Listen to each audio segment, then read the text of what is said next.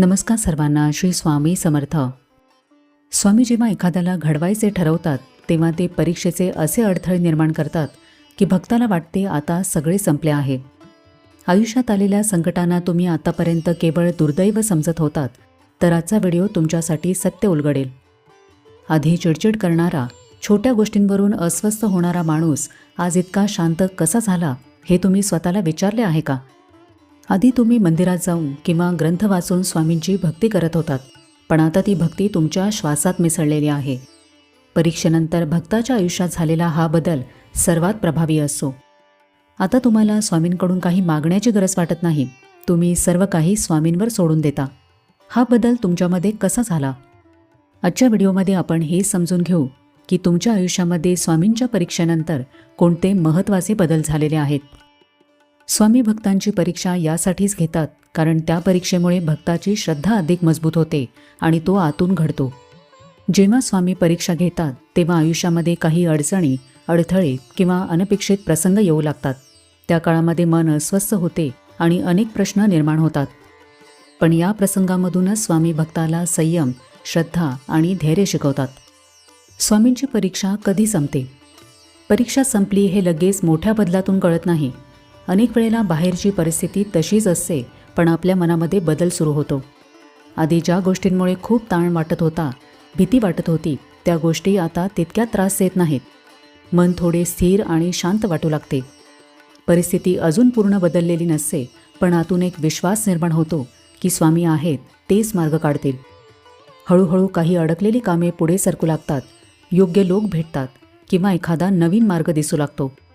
तेव्हा लक्षात येते की कठीण काळ मागे पडत आहे, म्हणजे स्वामींची परीक्षा संपत आली आहे आणि आता परिस्थिती हळूहळू सुधारायला लागणार आहे. आता जाणून घेऊया की परीक्षा संपल्यानंतर आपल्या आयुष्यामध्ये कोणते महत्त्वाचे बदल होतात. श्रद्धा खऱ्या अर्थाने मजबूत होते. सुरुवातीला आपली श्रद्धा असते, पण ती अनेकदा परिस्थितीवर अवलंबून असते. सगळे नीट चालले असेल तर आपण स्वामींवर विश्वास ठेवतो, पण जेव्हा अडचणी येतात तेव्हा मन थोडे डळमळीत होते. पण जे भक्त स्वामींच्या परीक्षेतून जातात त्यांना एक अनुभव येतो की संकटातही स्वामी सोबतच असतात. एखादी छोटी मदत मिळते, मनाला धीर मिळतो किंवा परिस्थिती थोडी सुधारते. त्या अनुभवातून भक्ताचा विश्वास वाढू लागतो. मग त्याला समजते की संकटातही स्वामी साथ सोडत नाही. अशा अनुभवांमुळेच भक्ताची श्रद्धा आधीपेक्षा अधिक मजबूत होत जाते. पुढच्या वेळी आयुष्यात अडचण आली तरी भक्त आधीसारखा घाबरत नाही, कारण त्याला आधीचा अनुभव असतो की अशा प्रसंगांमध्ये काहीतरी शिकवण असते. त्यामुळे तो विचार करतो की ही परिस्थितीही निघून जाईल, स्वामी मार्ग दाखवतील. म्हणूनच तो शांत राहतो आणि नामस्मरण चालूच ठेवतो. स्वामींच्या परीक्षेच्या काळामध्ये अनेकदा माणसाला लोकांची खरी ओळख होते. जे लोक आनंदाच्या वेळी खूप जवळ असतात तेच कठीण प्रसंगामध्ये हळूहळू दूर जाताना दिसतात. फोन कमी होतात, भेटी थांबतात आणि काही जण तर पूर्णपणे गायब होतात. पण त्याच वेळेला काही लोक असेही असतात जे शांतपणे साथ देतात, धीर देतात किंवा एखादा छोटा आधार देतात. त्यावेळी माणसाला समजते की कोण खरोखर आपले आहेत आणि कोण फक्त परिस्थितीमुळे जवळ होते. अशा अनुभवांमुळे भक्त अधिक जागरूक होतो आणि पुढे कोणावर विश्वास ठेवायचा हे त्याला स्पष्टपणे कळू लागते. हा अनुभव माणसाला खूप काही शिकवून जातो. स्वामींच्या परीक्षेनंतर अहंकार हळूहळू कमी होऊ लागतो. परीक्षेनंतर भक्ताच्या स्वभावामध्ये एक मोठा बदल होतो, ते म्हणजे अहंकार नष्ट होऊ लागतो. आधी अनेक वेळेला माणसाला असे वाटते की आपल्या प्रयत्नांमुळे सगळे चालले आहे.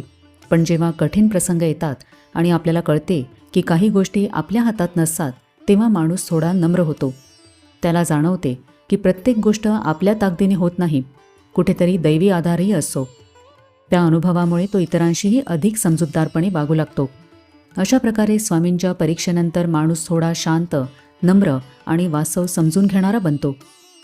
माणूस आतून मजबूत होतो.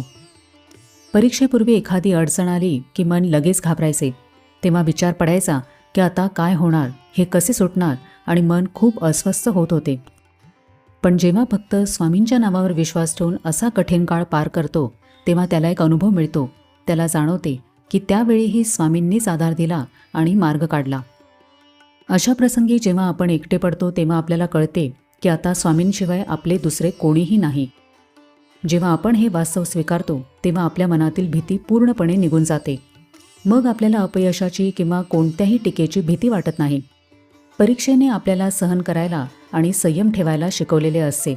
आता आपण संकटात रडत नाही, तर शांतपणे मार्ग शोधतो. आपण आतून इतके खंबीर होतो की कोणत्याही परिस्थितीमध्ये आपण डगमगत नाही. आपली हीच अढळ श्रद्धा आपल्याला आतून मजबूत बनवते. स्वामींच्या परीक्षेनंतर भक्ताचे स्वामींशी नाते अधिक मजबूत होते. सुरुवातीला अनेक जण स्वामींचे नाव घेतात, प्रार्थना करतात आणि लगेच उत्तर किंवा मदत मिळावी अशी अपेक्षा ठेवतात. पण परीक्षेच्या काळात अनेक वेळेला स्वामी लगेच उत्तर देत नाहीत किंवा परिस्थिती लगेच बदलत नाहीत. त्यावेळेला आपल्याला वाटते की स्वामी ऐकत नाहीत, पण हळूहळू आपल्याला समजते की स्वामी शांत राहूनही आपल्याला घडवत असतात. जेव्हा हा काळ निघून जातो तेव्हा आपल्याला जाणवते की त्या संपूर्ण प्रवासामध्ये स्वामींचाच आधार होता. त्यामुळे आपले स्वामींवरचे प्रेम, विश्वास आणि नाते अधिक घट्ट होते. स्वामींच्या परीक्षेनंतर भक्ताच्या मनामध्ये कृतज्ञतेची भावना वाढू लागते. आधी अनेक गोष्टी आपण सहज मिळतात असे मानतो आणि त्यांची किंमत जाणवत नाही. पण जेव्हा माणूस कठीण काळातून जातो, परीक्षा देतो, त्यातून बाहेर पडतो, तेव्हा त्याला समजते की जीवनातील प्रत्येक छोटी गोष्टही किती महत्त्वाची आहे. त्यावेळी त्याच्या मनामध्ये स्वामींबद्दल आभाराची भावना निर्माण होते. त्याला वाटू लागते की स्वामींनीच त्या कठीण काळामध्ये धीर दिला आणि मार्ग दाखवला. त्यामुळे पुढे तो फक्त मागण्याऐवजी स्वामींचे आभार मानू लागतो. अशा प्रकारे भक्ताच्या मनामध्ये कृतज्ञता आणि नम्रता वाढते. म्हणूनच स्वामींची परीक्षा आली तरीही घाबरायचे कारण नाही. कारण स्वामी परीक्षा घेतात, पण त्या परीक्षेमध्ये आपल्याला एकटे सोडत नाहीत.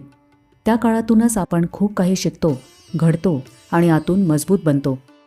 काही लोक त्या प्रसंगामध्ये श्रद्धा सोडतात, तर काही जण अधिक विश्वासाने स्वामींचे नाव घेत राहतात. जे श्रद्धा टिकून ठेवतात त्यांना नंतर जाणवते की त्या कठीण काळातही स्वामींचाच आधार होता. म्हणूनच अनेक भक्त सांगतात की स्वामींची परीक्षा कठीण असते, पण ती माणसाला घडवते. त्या परीक्षेनंतर माणूस अधिक मजबूत होतो, श्रद्धा वाढते आणि त्याचे मन शांत होते. आणि सर्वात महत्त्वाचे म्हणजे भक्ताला जाणवते की स्वामी खरंच त्याच्या आयुष्यामध्ये आहेत. म्हणूनच जर सध्या तुमच्या आयुष्यामध्ये कठीण काळ चालू असेल तर कदाचित ती स्वामींची परीक्षा असू शकते. परिस्थिती कितीही कठीण असली तरी स्वामींचे नाव सोडू नका, कारण शेवटी मार्ग दाखवणारे आणि बाहेर काढणारे हे स्वामीच असतात. तर आजच्या व्हिडिओमध्ये आपण स्वामींच्या परीक्षेनंतर आपल्या आयुष्यामध्ये कोणते महत्त्वाचे बदल होतात याची माहिती घेतली. तर कसा वाटला आजचा व्हिडिओ हे मला कमेंट करून नक्की सांगा. आपण भेटूया आता पुढच्या व्हिडिओमध्ये. तोपर्यंत सगळ्यांना श्री स्वामी समर्थ.